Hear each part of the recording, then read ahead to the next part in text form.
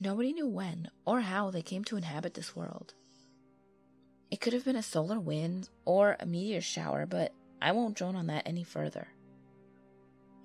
My time is limited, and one thing is certain.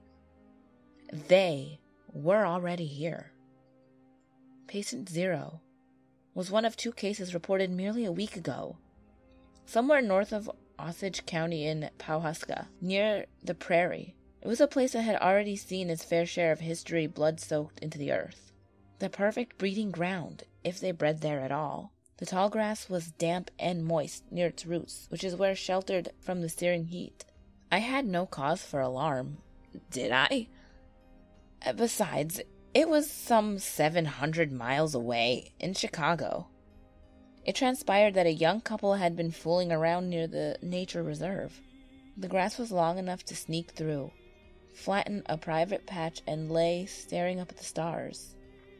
It was only in hindsight, however brief it was, that they now know the cause of their demise and the tragedy that followed. It began with an itch.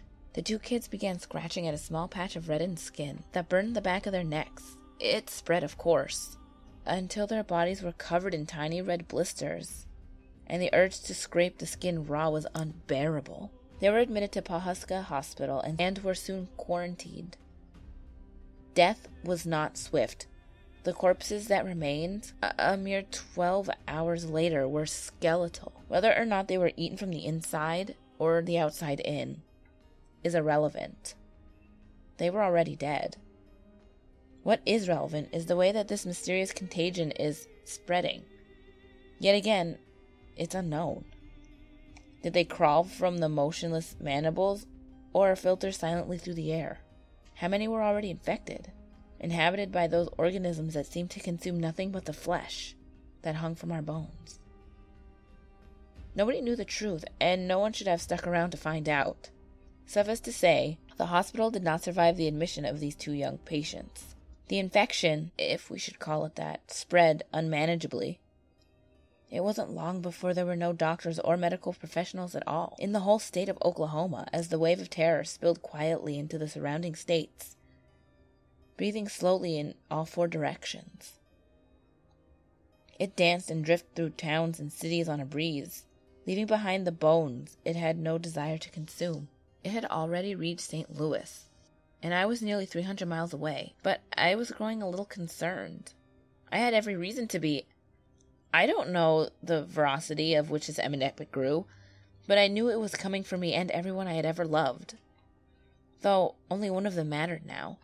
News reporters were more of a hindrance than to help to identifying the causing of this outbreak, this invasion.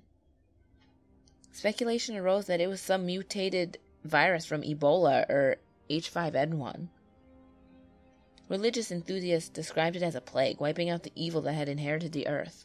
Though I don't recall seeing that typified homeless man sporting a billboard adorned with the words, "The end is nigh." Scientists at the Pentagon have tried to reassure the public that it was contained, that there is no need to panic. All the resources in the world at our disposal, and still there was no conclusive analysis of the threat that we were too human to comprehend. Both my parents have already passed, and I, in some way, thanked God that they would not be able to fall victim to what was coming. The thing that I had left that mattered in this world was in Milwaukee. Sarah. I had met her last year at the Museum of Contemporary Art. Not that I was cultured and made an ass of myself trying to describe the wrong painting to her. I don't remember which one, but I do remember her eyes. Blue and piercing. The kind of eyes that filtered through your soul. The kind that peered through that shadow of darkness and light reflected within your heart and accepted you just the same. It could have been then that I fell in love with her, or the weeks that followed as I clasped her tightly to my chest and felt her blonde hair flayed gently across my neck like feathered grass. I had called her earlier that morning. Something was coming, and I had no plan except venturing as far north as possible. Whatever this was, it wasn't bothered by the heat, and I wish I was apprehensive enough to say that venturing north to a more extreme climate was my main aim. But that was just a possibility that had already been considered, at least judged by the traffic I followed. I jumped in my car, grabbed my phone and my wallet, then set off for Sarah, as a haunting dusk hue began to fill the sky. It was amazing to me, as a flesh-eating plague swept the nation. There are those whose first instinct is to loot and riot. As I made my way slowly north, out of the city, I saw people fighting, killing, burning, abandoning, and down a small back street, a man and a woman carrying a 60-inch flat-screen television. I didn't understand. Nor did I have the time to sit and ponder their actions as I reached Pleasant Prairie, where my journey halted, and the roads jammed. I flicked on the radio and tapped the side of my car door impatiently. The news reported the continued spread of the virus, and highlighted a reality that hadn't entered my mind. The countless networks in the sky. It was already in Milwaukee. It was already everywhere, for that matter, in Canada and Europe, Japan and Australia. The list was endless. I slumped in my seat, and the consciousness of humanity's situation pulled sharply into focus. They advised the public to stay in their homes and intimated the lack of capacity for emergency services to help at all. The hospitals were full. That meant only one thing. Help wasn't coming. There was no escape, no venturing north for safety. I was already surrounded. I wondered if it had already entered my lungs, clung to my clothes, or made its way into my hair. I didn't feel different. Well, I don't suppose you do at first. I abandoned the car. That had become more use as a coffin in which to sit and pass the time waiting for death. Nothing was moving and the roads were motionless, with the exception of people standing by their cars, leaning in, only to smash another hard fist on the horn. Darkness was coming, and I was no closer to Sarah. I began to walk along the interstate. As I walked through the calculations in my head, 30 miles to Milwaukee, at an average walking pace of about 15 minutes a mile. 7 if I run. I was cut off before I could reach a conclusion as my phone beeped. I had received a voicemail. It was Sarah. It was muffled, and I can hear some semblance of a message between the crackling. "Don't come. I have already started." The message was shifting in and out of clarity. "I wish we had more time. I've got to go. Don't come for me. I love you." I tried calling back, over and over and over, pacing up and down, reaching her voicemail again and again. I loosened my tie, unclipped my top button, pulled my sleeves up, and began to run. People looked panicked as I ran past, as if I was being chased by an invisible entity, or perhaps they were scared that I knew something they didn't. In truth, it was the thing that I was running towards that I was scared of most. I needed Sarah. I needed her to be alive. I spotted a minivan down the road, with 4 bikes strapped onto the roof. I hopped a few cars and ripped one of them from the rack as I became more desperate and more determined. I clambered the bike clumsily as I pedaled towards Milwaukee. A couple of gunshots rang out across the sky as I looked back and saw the driver with a pistol in his hand as I made my way into the night. I'd never been shot at before, and the adrenaline felt a little good. But the bike wasn't as fast as I had hoped it would be. It was quicker than walking, though. I maneuvered through the cars, and I could see men, women, and children as I cycled past, scratching frantically at their necks with a deep concern for one another. It made me feel itchy. But I brushed it off. I told myself it was all psychological, and besides, I had no rash or signs of the infection. It had taken me almost 3 hours, but I had reached the University of Wisconsin, where Sarah was studying. I jumped from the bike that continued its momentum after I had aligned, and slammed firmly into the steps of her dormitory. I ran up. There were bones everywhere, full-bodied skeletons stripped of all muscle. They were stooped in the hallways, on beds, and in the bathrooms. I could hear the screams of others as they withered in agony, tearing at their skin. I reached Sarah's dorm and opened the door. On her roommate's bed lay a seamless skeleton stretched out, arms in perfect symmetry beside her. It wasn't Sarah, but how could I know? I began to wonder if I had already passed her lifeless bones in the hallway, or clambered over her on the stairs. There was no way I could, or would ever know. It was nearly 2 a.m, and I was tired. I wandered the campus, devoid of hope, and I saw a light flickering from inside one of the classrooms. I made my way in. There was a middle-aged man with long brown hair, muttering to himself as he threw textbooks into a fire and fiddled with his glasses. I startled him as I entered. He fidgeted with his glasses once more and brushed his hands on his corduroy trousers as he reached out to welcome me. "It's not of this world," he confirmed as he invited me to sit beside him on the fire. "What's not?" I asked as I hunched down with a cup of coffee that he had just passed me. "It's not a virus. They are living things." He continued muttering and passed me some photographs of scientists and some images from a microscope. I put my coffee down beside my feet and began thumbing through the pictures politely. I didn't know how he had managed to come by such documents, and I didn't ask. They were something else. There was an image of an infected arm with a microscope insert showing tiny gray creatures. No eyes, just teeth. They seemed about the size of a flea or a tick even, with its skin dull and fish-like. There was a chart beside the image, highlighting the creature's bodily composition, with the words unknown paired with each subject. "Do you work here?" I asked hopefully, my only concern being Sarah. "I'm afraid not," he sighed. "You can spend the night here if you wish," he continued gathering textbooks. "Paul," I affirmed as I reached again towards him. "Elliot," he replied with a limp-wristed handshake, and carried on with his unusual bustling. He wasn't very forthcoming with his answers, and he wouldn't know where Sarah was anyway. I doubt he even knew who he was. He wanted silence, and I let him have it. I couldn't tell if it was his eccentricness, trauma, or some other psychological affliction that dominated his personality. There was no way to determine if he was a conspiracy theorist or some scientist journeying north. But, like I said, I was tired and I didn't mind the company. Perhaps he had a plan. No. It seemed his only plan was keeping the fire burning. At least it was warm.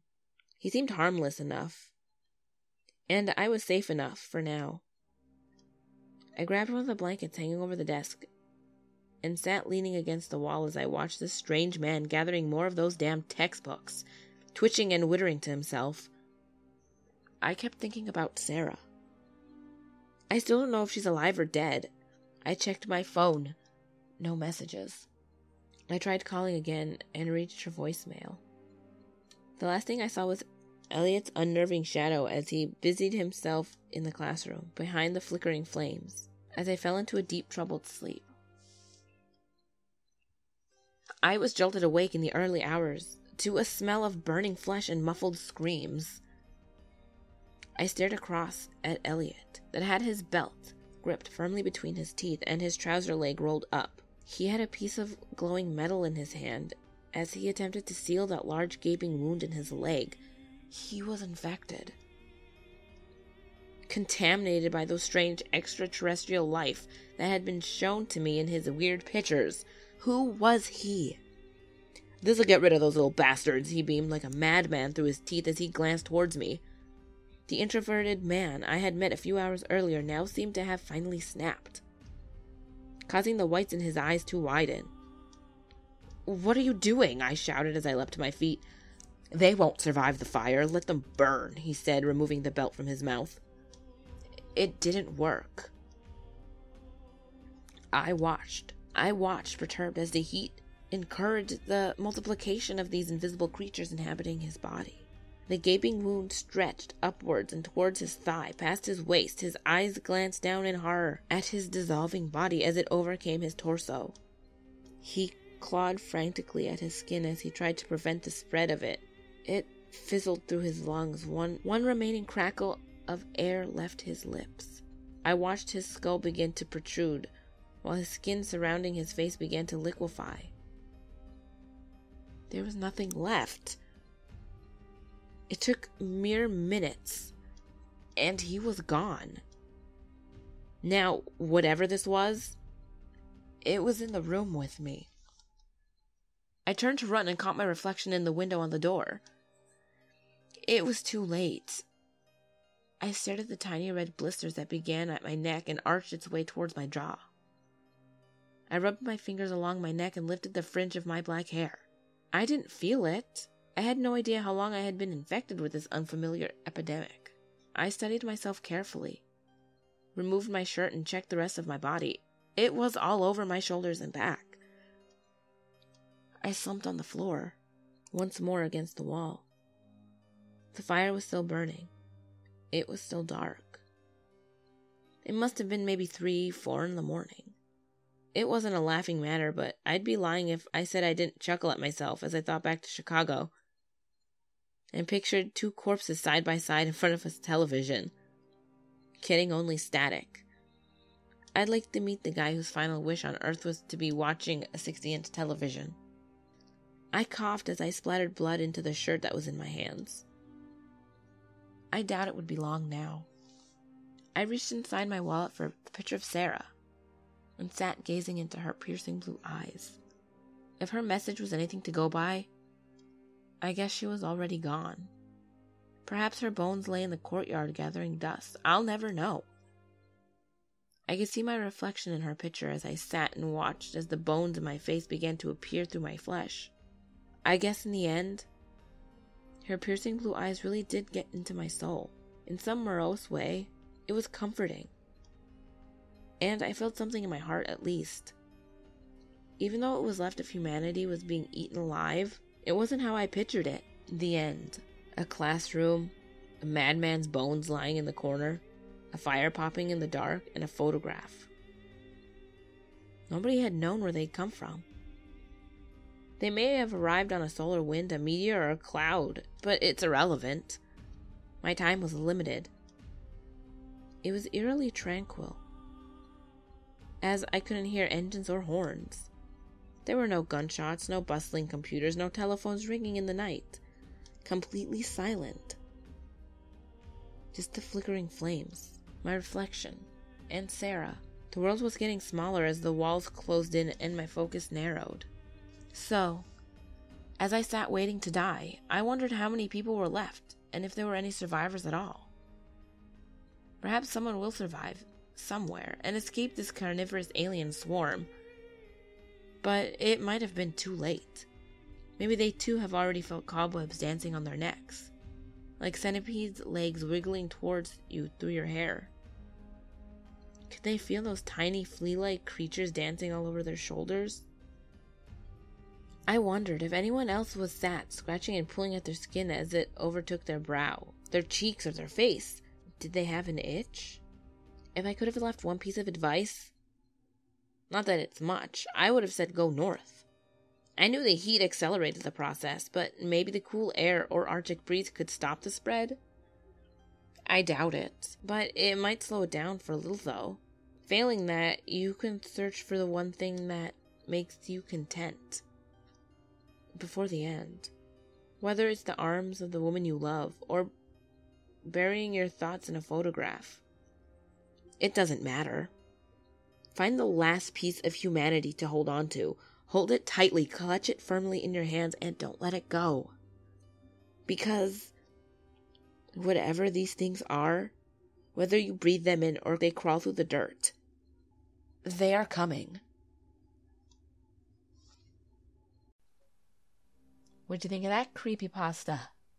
Tiny little aliens eating you from the inside out, or the outside in. Who knows? Do you want to know? Not really, because I don't. I hate aliens. They scare the fucking crap out of me. I'm sorry, but they're terrifying to me. So, yeah. Well, I guess that's it, guys. My email, my Facebook, and my Snapchat will be in the description below. My last video will be on the top left. My next video will be on the bottom left. And remember, there's always someone or something watching you. Creepypasta Mondays. Never a dull Monday. That was my son in the background.